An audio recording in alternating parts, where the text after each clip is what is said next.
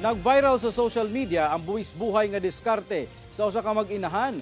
Human daw nag-zipline sa pagtabok niini sa usa ka suba nga taas ang level sa tubig sa Buldon, Maguindanao del Norte. Ang detalye sa report ni Efren Mamak.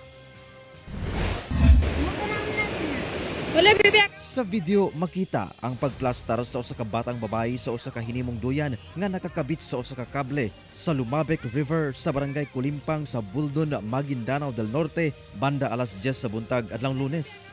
Gihawiran kini sa laing babayi nga matud pa inahan sa maong bata.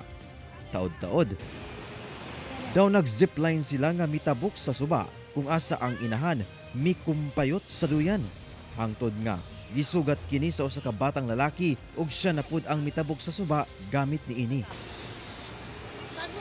Matud sa MDRRMO Buldon, nahinabi niini ang maong inahan nga nag-edad og 27 anyos. Gikan matud pa kini sa tunghaan ug pauli na sa ilang balay. Naguba kuno ang hanging bridge sa maong lugar gumikan sa mga milabay nga pagbaha. Busa ingon ato ang ilang diskarte. Actually sir, ginagawa nila yan sir. Initiative lang nila yan kasi kung minsan di sila makatawid doon sa ilog. May ginagawa kasi isang hanging bridge doon para madaanan nila, para makatawid sila pero hindi pa natapos, ongoing pa. Gumikan sa hulga sa disgrasya. Giawag sa MDRRMO ang mga residente nga likayan ang pagtabok sa maong suba, pinaagi sa maong estilo.